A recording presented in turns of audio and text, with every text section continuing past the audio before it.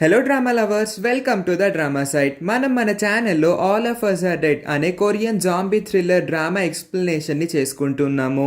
First and second part ని చూడకుండా direct గా ఈ వీడియోని క్లిక్ చేస్తే గనుక ఆ రెండు పార్ట్స్ యొక్క లింక్స్ ని డిస్క్రిప్షన్ లో ఉంచుతాను, ఒకసారి వెళ్ళి చూడండి. ఎపిసోడ్ ఓపెనింగ్ లో హీరో ఒంటరిగా ఉన్న రూమ్ లో ఒక జాంబీ పైన పియానో పై అది బాగా బాధపడుతూ ఉండడం హీరో గమనిస్తాడు. దాన్ని అంతగా పట్టించుకోడు. మరొక వైపు దూరం నుంచి హీరోని ఎవరో చూస్తున్నట్టుగా మనకు తెలుస్తుంది. అది ఎవరో కాదు, ఆ పొగరిపోతూ అమ్మాయి సామే. తను ఇంకా చనిపోయి ఉండదు, బ్రతికే ఉంటుంది. అదే రూమ్ లో దాక్కొని ఎప్పుడెప్పుడు బయటికి వద్దామా అని వెయిట్ చేస్తూ ఉంటుంది. నెక్స్ట్ సీన్లో పొరపాటుగా నామ్రా ఒక బటన్ని నొక్కేస్తూ ఉంటే మ్యూజిక్ ఆన్ అయిపోతుంది. వెంటనే నామ్రా మైండ్లో ఒక ఐడియా తడుతుంది. వాళ్ళ దగ్గర ఉన్న ఆ బటన్తో మ్యూజిక్ని ఆన్ చేస్తే గనక స్కూల్లో ఉన్న ప్రతి స్పీకర్లో అదే మ్యూజిక్ ప్లే అవుతుంది. సో జాంబీస్ అన్ని సౌండ్కి అట్రాక్ట్ అవుతూ ఉండడంతో వెంటనే ఆ జాంబీస్ అన్ని ఆ స్పీకర్స్ వైపు వెళ్తాయి. సో మనం తప్పించుకునేందుకు చాలా ఈజీగా ఉంటుందని అంటుంది. ఇప్పుడు వీళ్ళు కంట్రోల్ రూమ్లోనే ఉన్నారు కాబట్టి అదే మైక్తో హీరోతో కాంటాక్ట్ అవుదామని అనుకుంటారు. హీరోకి వినబడేలా చెప్తారు తన్ని కాపాడడానికి వీళ్ళందరూ వస్తున్నారని, దయచేసి అక్కడే ఉండమని. అయినా వినిపించుకొని హీరో బయటికి వెళ్ళిపోతూ ఉంటే హీరోయిన్ తన్ని ఆపి, దయచేసి నా మాట విను, చిన్నప్పటి నుంచి ఒక్కసారి కూడా నువ్వు నా మాట వినలేదు, ఈ ఒక్కసారికి నా మాట విను, మేమందరం నిన్ను కాపాడడానికి వస్తున్నాం, ఎటువంటి పొరపాటు డెసిషన్ తీసుకోవద్దు అని చెప్తుంది. ప్లాన్ ప్రకారం మ్యూజిక్ సిస్టమ్ మొత్తాన్ని ఆన్ చేస్తారు. అన్ని జాంబీ స్పీకర్ వైపు వెళ్తూ ఉంటే ఈ విలన్ మాత్రం హీరో వాళ్ళు ఎక్కడున్నారో కనుక్కుందామని వచ్చేస్తూ ఉంటాడు. ఆ జాంబీస్ అన్ని స్పీకర్ వైపే చూస్తూ ఎవరు అక్కడ ఉన్నారా, వాళ్ళని ఎప్పుడు తినేద్దామన్న వెయిటింగ్ చేస్తూ ఉంటాయి. మరొక వైపు ఒక జాంబీ, ఇది ఒక చెవుడు జాంబీ అవడంతో దానికి ఏ సౌండ్ వినిపించదు. వీళ్ళందరూ మెల్లగా వెళ్తూ ఉన్నప్పుడు ఒక చిన్న సౌండ్ చేయడంతో వీళ్ళ వెనకాల ఆ జాంబీ పరిగెత్తుకుంటూ వచ్చేస్తూ ఉంటుంది. వీళ్ళు ఇందాకడున్న క్లాస్కి వచ్చి వాళ్ళు వేసిన ప్లాన్ ప్రకారం ఇప్పుడు వాళ్ళు రూఫ్ టాప్ దగ్గరికి వెళ్ళాలనే ఆలోచనలో ఉన్నారని తెలుసుకొని వెంటనే రూఫ్ టాప్ కి వెళ్ళాలని నిర్ణయించుకుంటాడు. ఇంకోవైపు ఆ జాంబీ సెకండ్ హీరో మీద పడి అతన్ని చంపేయబోతుందన్న టైంకి కరెక్ట్గా విలన్ వచ్చి సెకండ్ హీరోని కాపాడేస్తాడు, ఆ జాంబీని చంపి. ఆ తర్వాత సెకండ్ హీరోని అసలు హీరో ఎక్కడున్నాడు, వెంటనే అతను ఎక్కడున్నాడో చెప్పమని అడుగుతాడు.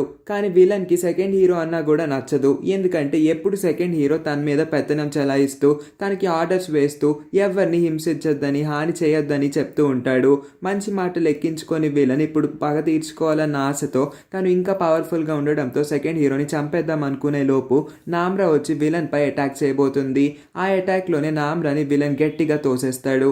ఆ తర్వాత సెకండ్ హీరో విలన్ ని కూడా గట్టిగా ఆ విండో నుంచి తోసేయడంతో తను అంత పై నుంచి కింద పడిపోతాడు. అప్పుడే అతను గమనిస్తాడు నామ్రాని కూడా ఆ విలన్ కరిసి ఉంటాడు. కానీ ఆ విలన్ ఇప్పటి వరకు మనిషిలాగే ఉండడంతో అతను ఒక జాంబీ కాదనుకొని నామ్రా కూడా ఏమీ అవ్వదనుకొని సెకండ్ హీరో అనుకుంటాడు. ఇంకోవైపు జెస్సీ సీనియర్ ఇంకా వాళ్ళతో ఉన్న ఇద్దరు అబ్బాయిలు కూడా ఒక్కొక్క జాంబీని చంపుకుంటూ చాలా సేఫ్గా ఒక ఆడిటోరియం రూమ్ దగ్గరికి చేరుకుంటారు. ఎలాగోలాగా ఆ డోర్ లాక్స్ అన్నిటినీ ఓపెన్ చేసి వాళ్ళు లోపలికి వెళ్ళి ఆ డోర్స్ అన్నిటినీ క్లోజ్ చేసేస్తారు. కానీ వాళ్ళతో ఉన్న ఒక లావు అబ్బాయికి మాత్రం బాగా గాయాలు తగిలి ఉంటాయి. అది జాంబీ కాటు కాకపోయినా అతని పైనుంచి కింద పడిపోవడం వల్ల అతని స్టమక్కి బాగా గాయమై ఉంటుంది. సీనియర్ అతనికి ట్రీట్మెంట్ చేస్తూ, అంటే కొన్ని బ్యాండేజెస్ అప్లై చేస్తూ ఉంటుంది. నెక్స్ట్ సీన్లో మిలిటరీ క్యాంప్ ఏరియా దగ్గర మిస్టర్ కిమ్, అంటే హీరోయిన్ వాళ్ళ నాన్న, అక్కడికి వచ్చిన కొంతమంది సోల్జర్స్ని ముందు చాలా బ్రతిమలాడతాడు. ఒప్పుకోకపోయేసరికి వాళ్ళందరి మీద అటాక్ చేసి వాళ్ళ యూనిఫామ్స్ని తీసి అతను వేసుకొని అక్కడి నుంచి తప్పించేసుకుందాం అనుకుంటాడు. కానీ ఆ పొలిటీషియన్ అడ్డు చెప్తుంది, ఇలా చేయకూడదు, ఇది చట్ట విరుద్ధం అని చెప్తే నేను ఇప్పుడు చట్టం గురించి పట్టించుకోవాలనుకోవట్లేదు, నా కూతుర్ని కాపాడుకోవడమే నా ముఖ్య లక్ష్యం అని చెప్పి అక్కడి నుంచి బయలుదేరతాడు. నెక్స్ట్ సీన్లో నామ్రా చేతి మీద కూడా ఒక కాటు ఉండడంతో అందరూ తను కూడా ఇప్పుడు కాసేపట్లో జాంబీలాగా మారిపోతుందేమో అని ఆలోచనలో ఉంటారు. కానీ అందరికీ అర్థమయ్యేలాగా సెకండ్ హీరో చెప్తాడు ఆమెని విలనే కరిశాడని. విలన్ మనిషిలాగే ఉండడం వల్ల వీళ్ళిద్దరూ జాంబీస్ కాదని చెప్తూ ఉంటే హీరో మాత్రం విలన్ని చాలా జాంబీస్ కరవడం అతను కల్లారా చూశానని, అదే లైబ్రరీ సీన్లో అతనే కదా తోసేసి ఉంటాడు, అందుకే చెప్తాడు. అందుకే ఇంకా మిగిలిన వాళ్ళందరూ కూడా తను కాసేపట్లో జాంబీ అయిపోతుందని బాగా నమ్మి తన్ని దూరంగా చేస్తారు. కానీ సెకండ్ హీరో ఆమెతోనే ఉండి ఆమెకి ఏమి కాదన్న నమ్మకంతో ఉంటాడు. కాసేపటికి నామ్రా ఎందుకో కంప్లీట్గా జాంబీ అయిపోతున్నట్టు వెంటనే తను సెకండ్ హీరోని తినేయాలన్నట్టుగా చూస్తూ ఉంటుంది. ఒక్కసారిగా సెకండ్ హీరో తన నోటితో నామ్రా అనే పేరు పిలవంగానే తను నార్మల్ అయిపోతుంది. ఇక్కడే డ్రామాలో ఇంకొక బిగ్గెస్ట్ ట్విస్ట్ని రివీల్ చేస్తారు. నామ్రాకి కూడా ఇమ్యూనిటీ చాలా ఎక్కువ ఉండడంతో విలన్ లాగే తను కూడా ఇప్పుడు చాలా పవర్ఫుల్గా మారిపోతుంది. ఇంకోవైపు విలన్ అంత పైనుంచి కింద పడినా సరే ఏమీ కానట్టు లెగిసి వెంటనే హీరోని చంపాలని బలంగా పట్టుపడతాడు. నిజానికి ఈ డ్రామాలో వీళ్ళని అంటే విలన్ ఇంకా నామ్రా లాంటి వాళ్ళని హ్యాంబీస్ అని పిలుస్తారు. అంటే హాఫ్ హ్యూమన్ ఇంకా హాఫ్ జాంబీ అని అర్థం. ఇప్పటికే వాళ్ళు చాలా మంది ఫ్రెండ్స్ ని కోల్పోతూ ఉండడంతో నామ్రా ఒక జాంబీ లాగా మారితే తన్ని కంట్రోల్ చేయడం చాలా కష్టం అని అందరూ తను అక్కడి నుంచి వెళ్ళిపోమంటారు. ఇదంతా తట్టుకోలేని సెకండ్ హీరో వెంటనే తన చేయిని నామ్రా చేయిని ఒక తాడుతో కట్టేసుకుంటాడు. ఒకవేళ ఆమె జాంబీ లాగా మారిందంటే ముందు నన్నే కరుస్తుంది. నన్ను కరిసిన వెంటనే నేను ఏమాత్రం ఆలోచించకుండా నామ్రాని తీసుకొని విండో నుంచి బయటికి దూకేస్తానని చెప్తాడు. సెకండ్ హీరో నామ్రాపై ఇంత ప్రేమను చూపిస్తూ ఉండడంతో నామ్రాకి అతనంటే ఇష్టం మొదలవుతుంది. నెక్స్ట్ సీన్లో హీరో రెస్టారెంట్లో ఉన్న పోలీస్ ఇంకా తన అసిస్టెంట్ చక్కగా రెడీ అయ్యి ఆ బేబీని కూడా వాళ్ళతో పాటే తీసుకెళ్దామన్న ప్లాన్లో బండి స్టార్ట్ చేస్తారు. ఈలోపు ఇంకొక చిన్న పాపని చాలా జాంబీస్ అటాక్ చేయడం చూసి పోలీస్ తను చాలా దయగలిగిన హృదయం అయి ఉండడంతో వెంటనే ఆ పాపని రెస్క్యూ చేసేస్తాడు. తన అసిస్టెంట్ చాలా చిరాగ్గా ఇలాగ వచ్చిపోయే వాళ్ళందరినీ కాపాడుతూ ఉంటే మనం ఆ ల్యాప్టాప్ని దక్కించుకోవడం చాలా కష్టమని అంటాడు. కానీ పోలీస్ తన మాటలేమీ పట్టించుకోకుండా ఆ పాపని హగ్ చేసుకొని నీకేం కాదు నేను నిన్ను కాపాడుతానని ప్రామిస్ చేస్తాడు. మరోవైపు ఖాళీగా ఉన్న వీళ్ళందరికీ ఏం చేయాలో తెలియక వాళ్ళందరూ కోల్పోయిన ఫ్రెండ్స్ గురించి వాళ్ళు గడిపిన హ్యాపీ మెమొరీస్ గురించి మాట్లాడుకుంటూ ఉంటారు. అదే రూమ్కి అటాచ్ అయిన ఇంకొక రూమ్లో ఉన్న శామ్ ఆ మాటలు విని వెంటనే బయటకు వచ్చేద్దాం అనుకుంటుంది. కానీ హీరో శామ్ గురించి చెడుగా మాట్లాడుతూ తను కనిపిస్తే చంపేస్తానన్నంత కోపంలో ఉంటాడు కాబట్టి తను ఆ డోర్ నుంచి బయటికి రాకుండా ఆ డోర్ని లాక్ చేసేసుకొని అక్కడే ఉండిపోతుంది. ఆ క్లాస్లో ఒక అమ్మాయికి ఒక కెమెరా దొరకడంతో వాళ్ళ పేరెంట్స్కి ఒక మెసేజ్ని వదులుతుంది. వాళ్ళ పేరెంట్స్ తన కోసం వచ్చి చనిపోయారు, కానీ మిలిటరీ ఇంకా ఏ ఫైర్ ఫైటర్ కూడా వాళ్ళని కాపాడడానికి ఇంకా రాలేదు. ఒకవేళ తను ప్రాణాలతో ఉంటే వెంటనే వాళ్ళ మీద రివెంజ్ తీర్చుకుంటానని చెప్పింది. మిగిలిన వాళ్ళందరూ కూడా వాళ్ళ పేరెంట్స్కి ఒక్కొక్క మెసేజ్ని వదులుతూ ఉంటారు. ఇప్పుడు హీరోయిన్ టర్న్ అవ్వడంతో చాలా ఎమోషనల్ అయ్యి వాళ్ళ నాన్న ఇంకా ఎందుకు తన్ని కాపాడడానికి రాలేదు అని వాళ్ళ నాన్నతో మాట్లాడుతూ ఉంటుంది. మరొక వైపు కిమ్ తన కూతురు ప్రాణాలని కాపాడడానికి బుల్లెట్స్ నుంచి తప్పించుకుంటూ చాలా స్పీడ్ గా పరిగె ఒక పెద్ద నదిలోకి దూకేస్తాడు. ప్రస్తుతానికి అతనికి ఏ బుల్లెట్ తగిలి ఉండదు, కానీ నీళ్ళలోకి వెళ్ళినా సరే ఆర్మీ వాళ్ళు ఎవరు బుల్లెట్స్ ని షూట్ చేయడం ఆపకుండా కంటిన్యూస్ గా షూట్ చేస్తూ ఉండడంతో అతని స్టమక్ కి ఒక బుల్లెట్ తగిలి బ్లడ్ వచ్చేస్తూ ఉంటుంది. మరొక వైపు హీరోయిన్ ఎప్పుడు వస్తారు నాన్న అని పిలుస్తూ ఉంటుంది. ఆ తర్వాత హీరోయిన్ సెకండ్ హీరో ఇంకా నామ్రా అంత క్లోజ్గా ఉండడం చూడలేక వాళ్ళ దగ్గరికి వెళ్ళి చాలా టైం అయిపోయింది, ఇప్పుడు మేమందరం నిన్ను నమ్ముతున్నాం నామ్రా, వెంటనే ఆ కట్లు విడిపించేసుకో అని చెప్తుంది. ఆ తర్వాత కెమెరాని వాళ్ళకి ఇచ్చి అక్కడి నుంచి వెళ్ళిపోతుంది. కాసేపటికి సెకండ్ హీరో ఇంకా ఏమాత్రం ఆలస్యం చేయకుండా వెంటనే తన మనసులో ఉన్న మాటని బయటికి చెప్పేయాలనుకుంటాడు. అదే ఉద్దేశంతో నామ్రాని తను ఎప్పటి నుంచో ప్రేమిస్తున్నాడని, కానీ తను చూడడానికి చాలా అందంగా ఉంటుంది, బాగా చదువుతుంది, టాప్ స్టూడెంట్, కానీ అతను మాత్రం చదువులో చాలా వీక్ అవడం వల్ల నామ్రాకి చెప్తే ఒకవేళ తను రిజెక్ట్ చేస్తే తను తట్టుకోలేడు కాబట్టి ఇన్ని రోజుల నుంచి చెప్పకుండా ఆగాడని, రేపు మాపో ప్రాణాలు పోయే పరిస్థితులు ఉన్నాయి కాబట్టి ఇప్పుడే చెప్పేస్తున్నాను అని ఐ లవ్ యూ అని అనేస్తాడు. ఇది విన్న నామ్రా లోపల చాలా హ్యాపీగా ఫీల్ అయ్యి ఎలా ఎక్స్ప్రెస్ చేయాలో తెలియక తన దగ్గర ఉన్న కెమెరాని చూసి అతని పేరు చెప్పి నేను కూడా నిన్ను ప్రేమిస్తున్నాను అని వెంటనే అతన్ని వెళ్ళి కిస్ చేసుకుంటుంది. మంచిదైంది, నేను ప్రాణాలతో ఉన్నప్పుడే ఈ విషయం చెప్పావు. ఈ లోకంలో నన్ను ప్రేమించే వాళ్ళు ఎవరు లేరు అని నేను రోజు బాధపడుతూ ఉండేదాన్ని, ఇప్పుడు నువ్వు నన్ను ప్రేమిస్తున్నావు అంటే నాకు చాలా హ్యాపీగా ఉంది అని అంటుంది. నెక్స్ట్ సీన్లోనే మనకి ఇంకొక ట్విస్ట్ని కూడా రివీల్ చేస్తారు. టెర్రస్ పై నుంచి కిందకు వచ్చి చాలా జాంబీస్ చేత కరిపించుకున్న ఆ అమ్మాయి కూడా ఇప్పుడు ఒక హ్యాంబీ అని మనకు తెలుస్తుంది. అంటే తను కూడా ఇమ్యూనిటీ ఎక్కువ ఉండడం వల్ల ఒక జాంబీ లాగా మారిపోయి ఉండదు. కానీ వీళ్ళందరికీ జాంబీ లక్షణాలు అయితే ఉంటాయి. మనుషుల్ని తినేయాలన్న ఆశ చాలా ఎక్కువగా ఉంటుంది. అదే ఆశతో ఒక టీచర్ దగ్గరికి ఆ టీచర్ పేగులు పీక్కొని మరీ తినేస్తూ ఉంటుంది. ఆ తర్వాతే నామ్రాకి ఎందుకో చెవులు బాగా పనిచేస్తున్నట్టు అనిపిస్తాయి. అక్కడ జరుగుతున్న ఆ అమ్మాయి ఒక ఇన్సిడెంట్ ఇక్కడ తినకి వినబడుతూ ఉండడంతో నామ్రాకి కూడా అర్థం కాదు తనకి ఎందుకు ఇంత చిన్న చిన్న సౌండ్స్ కూడా అంత బాగా వినబడుతున్నాయని. నిజానికి హ్యాంబీస్ కి స్ట్రెంగ్త్ పెరుగుతూ ఉండడంతో పాటు వాళ్ళ చెవులు కూడా బాగా పనిచేస్తూ ఉంటాయి. చాలా చిన్న చిన్న సౌండ్స్ కూడా బాగా వినిపిస్తాయి. ఆ తర్వాత హీరోయిన్ వాళ్ళిద్దరు చేతికున్న కట్లను విప్పేస్తుంది. ఇంకోవైపు కిమ్ సిటీలోకి ఎంటర్ అయిపోయి ఉంటాడు. అతని గాయానికి కట్టుకొని ఎలాగన్నా అతని కూతుర్ని కాపాడాలని అన్ని అద్దాల్ని పగలు కొట్టుకొని రోడ్ మీదకి వచ్చి స్కూల్ వైపు ప్రయాణం మొదలు పెడతాడు. మరొక వైపు పోలీస్ ఆఫీసర్ తన అసిస్టెంట్ ఇద్దరు పాపల్ని తీసుకొని అదే చిన్న బైక్ లో వెళ్తూ ఉంటారు. దారిలో వచ్చే జాంబీస్ అన్నిటిని తన అసిస్టెంట్ కొట్టి నెట్టేస్తూ ఉంటాడు. అదే టైం కి వీళ్ళకి ఆ యూట్యూబర్ ఎవరైతే ఇంత ప్రమాదకరమైన పరిస్థితిలో కూడా ఇక్కడికి లైవ్ స్ట్రీమ్ చేయడానికి వచ్చాడో అతను వీళ్ళని హెల్ప్ అడుగుతూ ఉండడంతో పోలీస్ వెంటనే అతనికి హెల్ప్ చేయడానికి ఒప్పుకుంటాడు. ఇది తెలిసిన అసిస్టెంట్ ఇంకా పోలీస్ మీద చిరాకు వచ్చి అక్కడే వాళ్ళని వదిలేసి ఆ ఇద్దరు పాపల్ని ఇంకా బైక్ ని తీసుకొని బయలుదేరిపోతాడు. నెక్స్ట్ సీన్లో వీళ్ళు ఇంకొక ప్లాన్ని వేసి ఉంటారు. వాళ్ళ క్లాస్ రూమ్ని 2 పార్ట్స్గా డివైడ్ చేస్తారు. ఒక పార్ట్లో హై వాల్యూమ్ పెట్టి మ్యూజిక్ స్టార్ట్ చేస్తే ఇంకొక వైపు వీళ్ళు నుంచుంటారు. ఆ వాల్యూమ్కి అట్రాక్ట్ అయ్యి ఆ జాంబీస్ అన్ని అటువైపు వచ్చేసరికి వీళ్ళు ప్రస్తుతానికి అడ్డు పెడతారు. ఇంకొక వైపు నుంచి వీళ్ళు ఈ డోర్ ద్వారా ఎస్కేప్ అయిపోవచ్చు అన్న ప్లాన్లో ఉంటారు. అదే టైంకి సెకండ్ హీరో దగ్గరికి వచ్చి నేను నామ్రాని ప్రేమిస్తున్నాను కాబట్టి ఆమెతో అంత క్లోజ్గా ఉంటూ ఆమెకి ఏం కాకుండా ఉండేలాగా చూసుకుంటున్నాను. హీరోయిన్ని నేనేం ప్రేమించట్లేదు, నువ్వే ఆమెని బాగా చూసుకోవాలని చెప్తాడు. ఈ పాటికే వాళ్ళ రూమ్లోకి చాలా జాంబీస్ ఎంటర్ అయిపోయి ఉంటాయి. వీళ్ళు ఇంకా ఎక్కువ సౌండ్స్ చేసి ఆ స్కూల్లో ఉన్న అన్ని జాంబీస్ని ఆ ప్లేస్కి రప్పిద్దామని ట్రై చేస్తూ ఉంటారు. నెక్స్ట్ సీన్లో ఆ మిలిటరీ క్యాంప్ మొత్తానికి హెడ్, అతన్ని అందరూ కమాండర్ అని పిలుస్తారు. కమాండర్ వాళ్ళకి దొరికిన ఒక జాంబీని ఒక రూమ్లో బంధించేసి కొంతమంది ఎక్స్పర్ట్ డాక్టర్స్ని పిలిపించి వాళ్ళ మీద ఎక్స్పెరిమెంట్స్ చేసి ఎలాగోలాగా ఒక యాంటీడాట్ని తయారు చేయమని రిక్వెస్ట్ చేస్తాడు. ఇంకోవైపు వీళ్ళు అనుకున్న ప్లాన్ ఫలించడంతో ఆ జాంబీస్ అన్నిటిని ప్రస్తుతానికి అడ్డు పెట్టేయగలుగుతారు. ముందు డోర్ నుంచి వీళ్ళందరూ ఎలాగోలాగా టెర్రస్ దగ్గరికి పారిపోదామని ట్రై చేస్తూ ఉంటారు. ఒక్క జాంబీ కూడా వీళ్ళని ఫాలో అవ్వకపోతూ ఉండడంతో చాలా హ్యాపీగా టెర్రస్ మీదకి వెళ్తారు. కానీ వాళ్ళ హ్యాపీనెస్ ఎక్కువసేపు ఉండదు, ఎందుకంటే టెర్రస్ డోర్స్ ని ఆ అమాయకమైన అబ్బాయి లాక్ చేసేస్తాడు. ఇప్పుడు వచ్చింది మనుషులని తెలిసినా కూడా అతను కావాలని ఆ లాక్స్ ని ఓపెన్ చేయడు. ఇదే టైంకి చాలా జాంబీస్ వీళ్ళు వెళ్ళిన దారిని పసికట్టి చాలా స్పీడ్గా వీళ్ళ వైపు పరిగెత్తుకుంటూ వచ్చేస్తారు. కరెక్ట్ టైంకి స్కూల్ టెర్రస్ పైకి ఒక హెలికాప్టర్ వాళ్తుంది స్కూల్లో ఉన్న పిల్లల్ని రెస్క్యూ చేద్దామని. వీళ్ళందరూ చాలా తెలివిగా అక్కడ ఒక బ్లూ మ్యాట్ ఉంటే దాన్ని తీసి ఆ జాంబీస్ మీద వేస్తారు, సో దట్ ఆ జాంబీస్ని ప్రస్తుతానికి అడ్డుకోగలరని.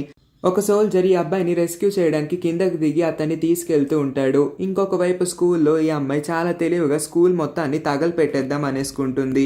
అందుకే తను అనుకున్నట్టు ఒక అగ్గిపుల్లను గీసి పేపర్లన్నిటిని అంటించి స్కూల్ మొత్తాన్ని తగలపెట్టేస్తుంది. ఆ అబ్బాయిని కాపాడుతున్న సోల్జర్ నీకు ఇంకా ఫ్రెండ్స్ ఎవరు లేరా, బ్రతికి ఎవరు లేరా అని అడిగితే ఎవరు లేరు అని అబద్ధం చెప్పేస్తాడు.